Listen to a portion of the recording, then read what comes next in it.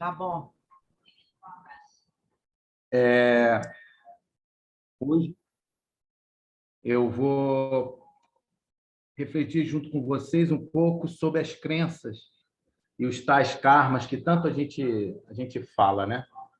Então, é preciso a gente entender que na nossa vida, na nossa relação com o próximo e conosco também, né, consigo mesmo, está tudo muito baseado dentro daquilo que a gente acredita, dentro das nossas crenças, dentro daquilo que a gente pensa, que faça sentido para a gente dentro da nossa vida. Tudo que nós temos hoje, tudo que nós vivenciamos hoje, na verdade, é resultado de todas essas crenças que fomos alimentando, que fomos criando, que vamos cultivando ao longo da nossa vida, desde a nossa infância. E essas crenças, elas são trazidas pelo meio em que a gente vive. Num primeiro momento, e eu diria até já na gestação com a mãe, com as emoções, os sentimentos, as experiências da mãe, que chegam até o feto,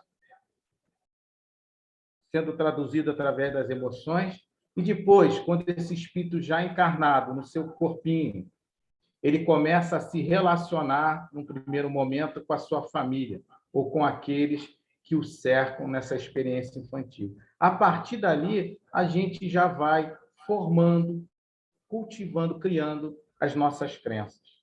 Mas nós, como espíritas, vamos além disso. Nós vamos nas outras encarnações, nas outras vivências, nas outras experiências, em outras roupagens, em outras personalidades que assumimos ao longo dessa nossa evolução espiritual. Então, muito das crenças que hoje nós temos, muito da forma como a gente pensa, como a gente se constitui enquanto pessoa, como a gente se apresenta.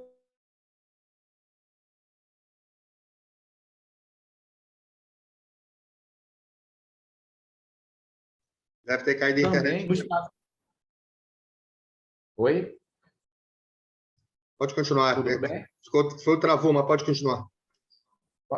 Então, essas experiências das vidas passadas, elas vêm nos trazendo, então, através de tendências, né, desse impulso íntimo forte que nos leva, muitas vezes, a tomar as decisões e a tomar as nossas escolhas diante da vida, da forma como a gente vai se colocar na vida.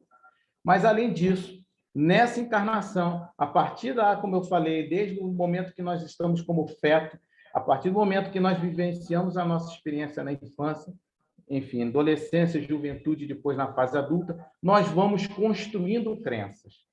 E nós somos capazes de construir crenças ao longo de toda a vida.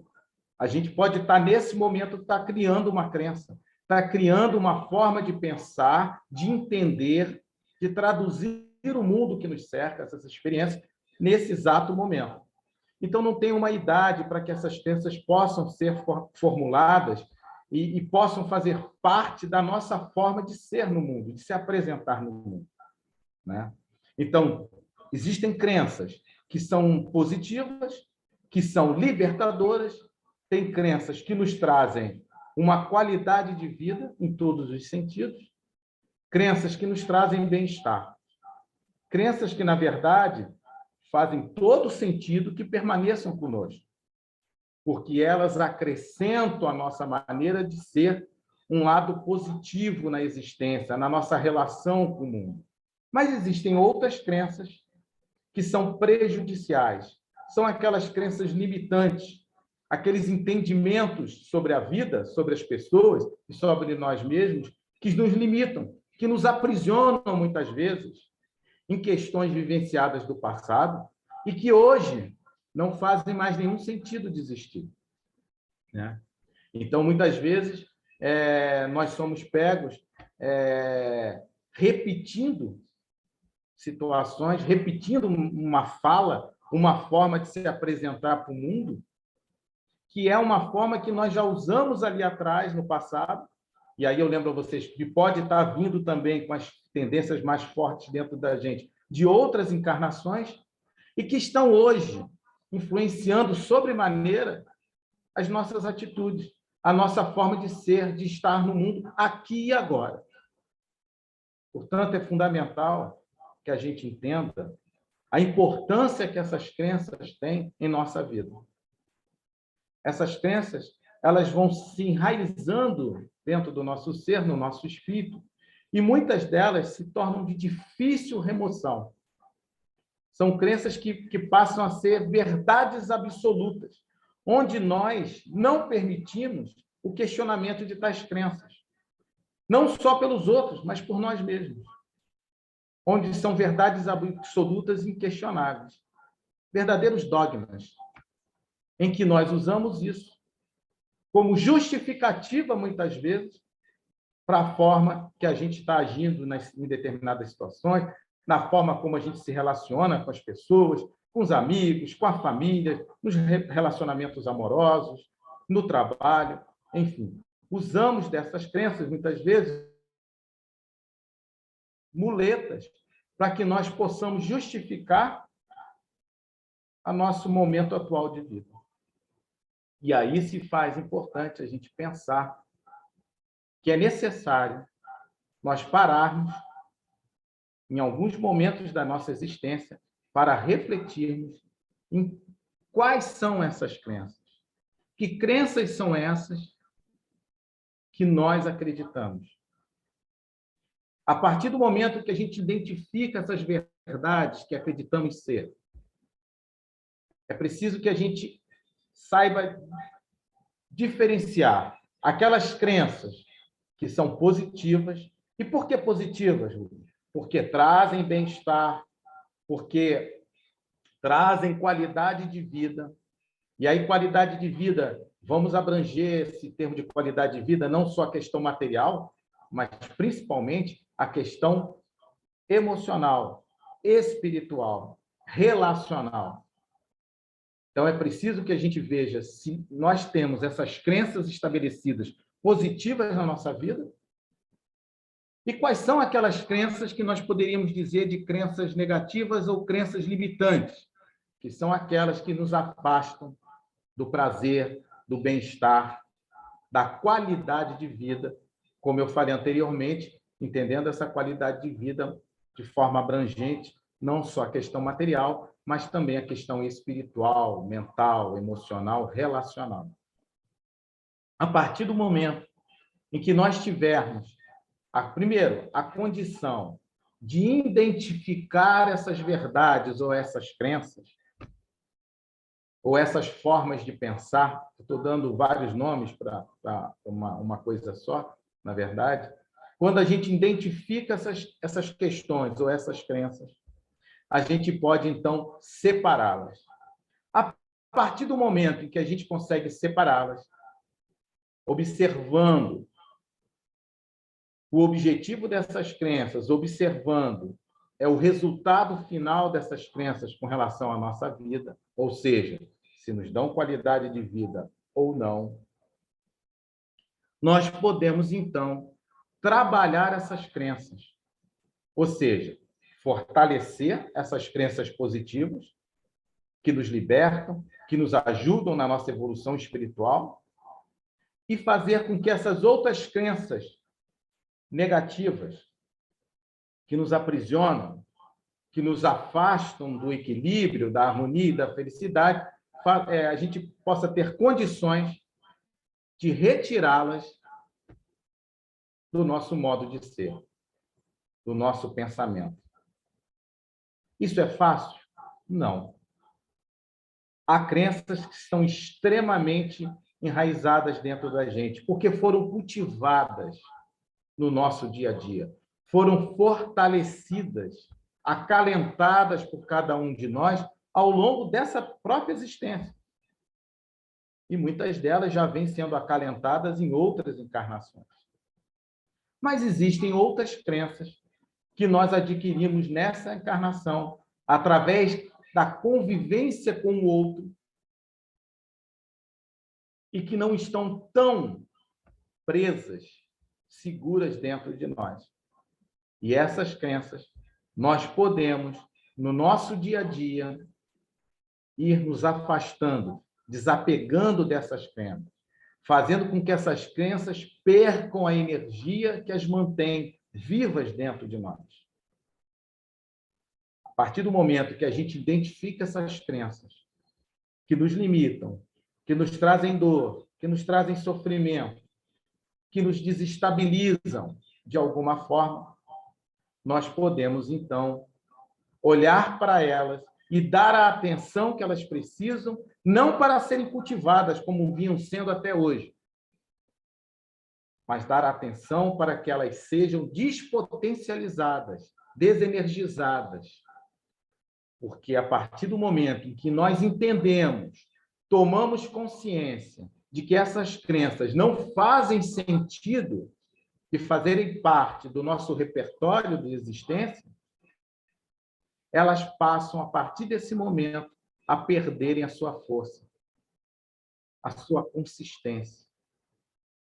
E aí, através da atitude, da ação cotidiana, diária, em que nós vamos reforçar as nossas crenças positivas e vamos estar observando, como Jesus nos fala, orar e vigiar, estaremos vigiando, estaremos observando essas outras crenças, essas outras supostas verdades que assumimos como verdades para a nossa felicidade, vamos observá-las e vamos começar a não utilizá-las no nosso dia a dia. Como assim, Rubens? Vamos passar a não usá-las no nosso discurso, no nosso modo de ser, na forma de nós nos relacionarmos com o outro. Se a partir do momento que tomamos consciência que isso que a gente acreditava não faz sentido,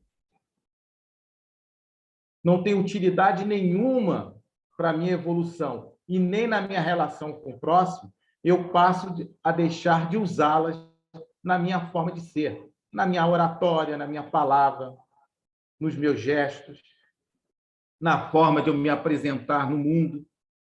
Eu começo a olhar para mim, para perceber a forma como eu interajo no mundo. E, a partir daí, eu vou tendo condições de forma muito paulatina, tranquila. Não é uma coisa que a gente acabe de uma hora para outra. Como eu já disse, as crenças elas vão sendo fortalecidas e construídas ao longo de anos. E, portanto, precisam de mais algum tempo e talvez alguns anos para que elas percam essa força, essa identidade, e a gente possa se livrar disso. E, a partir daí, viver com as coisas, com os pensamentos, com as crenças que fazem todo sentido para a nossa evolução, para a nossa felicidade. Quando a gente pensa em karma, a gente pensa que nós estamos recebendo algo de fora para dentro, como se fosse uma punição. Acontece alguma coisa errada, acontece uma situação constrangedora, infeliz numa relação, a gente vai culpar o karma. Não, isso é karma, eu tinha que viver isso mesmo, não tem jeito, eu não consigo sair disso. E a gente pensa muito isso quando a coisa é repetitiva, quando a gente, em determinadas situações da vida, a gente está sempre meio que voltando àquela situação, apanhando naquele sentido, falar, isso só pode ser karma, eu não consigo sair desse ciclo vicioso, está vendo? Aconteceu de novo. Quando, na verdade, karma significa ação, ou seja, o karma é o resultado praticadas anteriormente. Na verdade, não é um castigo, não é nada pré-determinado que a gente tenha que viver necessariamente. Porque o karma ele foi construído através das nossas crenças lá atrás, daquilo que acreditávamos que era certo e que cultivamos e que fizemos. E aí, como resultado dessas nossas ações, surge aquilo que a gente está vivendo no aqui e agora. O aqui e agora que nós estamos vivendo é resultado de várias crenças que possuímos. É o resultado das nossas escolhas e das nossas ações pretéritas. Portanto, quando a gente entende isso, a gente para de jogar a responsabilidade da nossa existência, do nosso aqui e agora, a um tal karma que possa existir. Ou a pessoas e situações que nos cercam. Na verdade, tudo aquilo que nos acontece é resultado de ações, escolhas, verdades que acreditamos e que juntas, tudo isso, vão fazer parte do que somos e do que fazemos. E a partir daí, nós estamos construindo o nosso futuro. E estamos vivendo o nosso presente, o aqui e agora. O bom é que sabemos que aqui, nesse momento, temos a capacidade plena de mudar tudo aquilo que não está bom. Através de uma ação, através de uma revisão de tudo aquilo que a gente acredita que possa ser certo, que possa fazer sentido para a gente. É preciso a gente fazer uma revisão nisso tudo e perceber aquilo que nós estamos levando na nossa bagagem, mas por força de hábito, adquirido ao longo das repetições, ao longo dessa existência. E que nós podemos, ao tomar consciência, conhecimento desse fato, possamos, então, a partir daí, nas nossas experiências, do aqui e agora, ir modificando devagarinho aquelas situações, aquelas ações e, principalmente, aquelas reações que nós temos na nossa vida de relação. A partir daí, em que nós agimos e reagimos de uma forma diferente da que vínhamos agindo no passado, nós temos a condição de mudar a nossa vida. Nós somos os artífices da nossa vida. Não há ninguém responsável pelo que somos hoje, aqui e agora. Ainda que tenhamos tido colaboradores na nossa existência que, de alguma forma, nos influenciaram como seres sociais que somos, mas, ainda assim, a responsabilidade cabe a cada um de nós. Nós decidimos, escolhemos os caminhos que queríamos tomar até chegar aqui. E todos os outros que passaram por nós ao longo desse tempo todo foram participantes, colaboradores, para que nós tomássemos as decisões. Mas nós tomamos as decisões de ir ou não ir, fazer ou não fazer. Mas a responsabilidade é inteiramente nossa. A partir do momento em que tomamos essa consciência, a vida começa a deixar de nos levar apenas e passamos a ter condições de tomar as rédeas da nossa existência. A partir desse momento, nós vamos decidir quais as crenças que farão parte do nosso repertório existencial e quais aquelas crenças que já não fazem mais sentido diante daquilo que nós acreditamos ser o melhor caminho a tomar. A doutrina, ela é uma ferramenta excelente nesse processo de perceber as crenças, diferenciá-las e escolher as que a gente quer manter e as que a gente não quer mais manter junto a nós. A doutrina vai nos dar muito nisso. Através das reflexões que a doutrina nos sugere, através dos ensinamentos dos mais variados que estão dentro da doutrina espírita, nos seus variados livros. Mas nada disso vai adiantar se, primeiramente, não tomarmos consciência da importância dessas mudanças na nossa vida.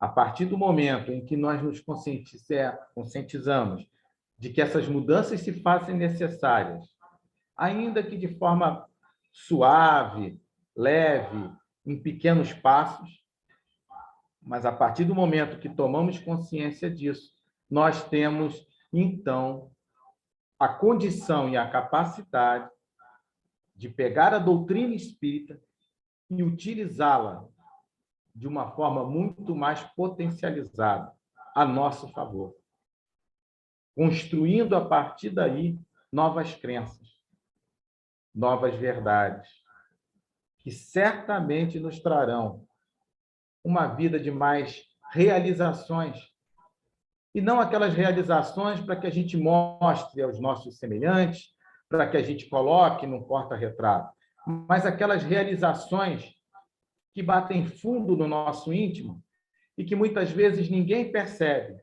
mas que você sabe muito bem o valor dessas realizações. Realizações profundas e íntimas, que transformam a vida de cada um de nós, que transformam a nossa forma de ver e de se relacionar com o mundo.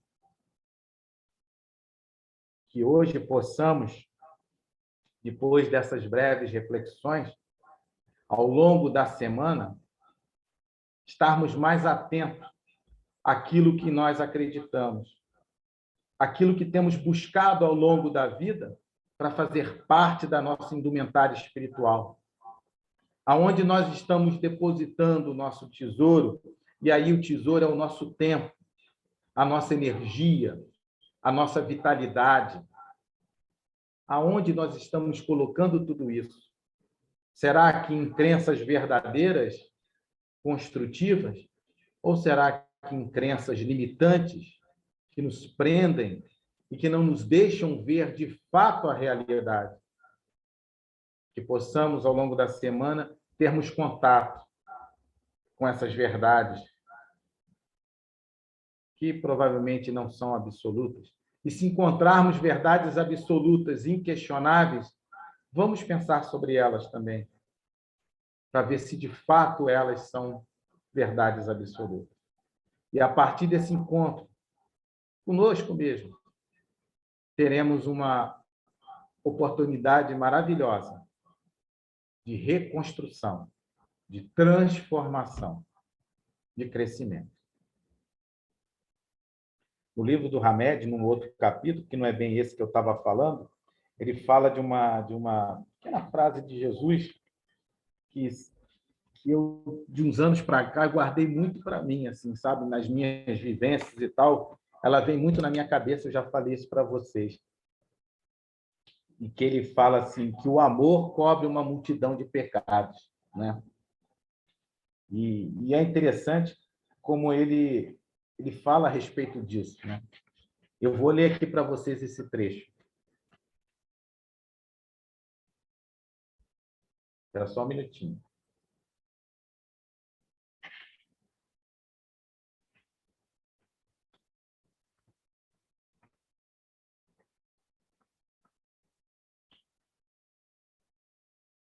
Na hora H, o que eu marquei, desmarcou. Só um minuto.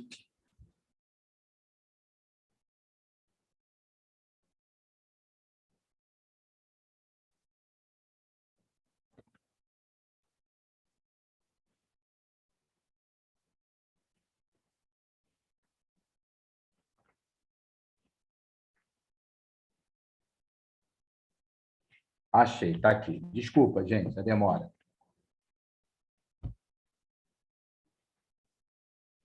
Ele diz o seguinte: o amor cobre a multidão de pecados.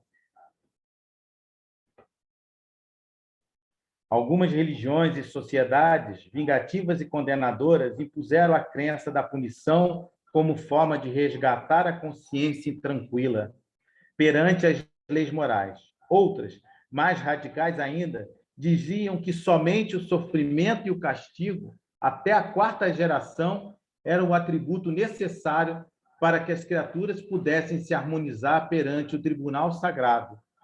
Com isso, olvidando que a providência divina usa como método real de evolução apenas a educação e o amor. Aquele que muito amou foi perdoado, não aquele que muito sofreu.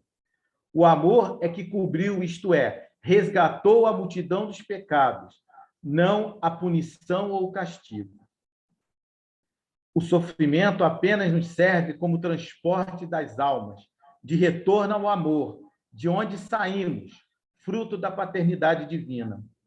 A função da dor é ampliar horizontes para realmente vislumbrarmos os concretos caminhos amorosos do equilíbrio. Como o golpe ao objeto pode ser modificado, repensa e muda também tuas ações, diminuindo intensidades e frequências e recriando novos roteiros em tua existência. Transformar ações amando é alterar teu karma para melhor, atraindo pessoas e situações harmoniosas para junto de ti. Talvez vocês estejam pensando, por que o Rubens foi falar disso? Ele estava falando de crenças e tal. É porque justamente uma das piores crenças que nós carregamos conosco, e por uma questão de educação religiosa, é a crença de que somos pecadores e que estamos fadados a uma punição quase que eterna. É uma crença em que a gente carrega, em que a gente está sempre culpado, que a gente é sempre errado, que a gente é pequeno, que a gente não tem força para mudar, que nós somos pecadores. E essa é uma crença extremamente limitante, porque ela é baseada num olhar sobre Deus totalmente errôneo. Porque a vida não é castigo, como o Hamed nos coloca. A vida não é punição. A vida é educação, é crescimento, é desabrochar, é se conhecer. Esse é o processo da vida. Nascemos simples e ignorantes e seremos espíritos puros um dia. Gostaria hoje que a gente pensasse muito sobre essa crença extremamente limitante, que é achar que estamos aqui na Terra para sofrer, que estamos aqui encarnados e merecemos o castigo da dor. Não. Estamos aqui pelo amor, para viver o amor. E a vida só faz sentido se for baseada no amor. A dor que nos visita, o sofrimento que nos insiste em estar dentro de nós, é fruto dessa crença errônea, onde, em vez de ver um Deus amoroso que nos criou para sermos felizes, vê um Deus que nos criou para sofrermos e sermos punidos, castigados. Retirem essa crença de vocês e entendam que somente o amor é capaz de transformar nossa vida para melhor. E que a dor é apenas um processo educativo para nos despertar para esse amor, e não o caminho que nos levará à felicidade. Pensem sobre isso. Muita paz para todo mundo e que tenham uma semana de boas reflexões.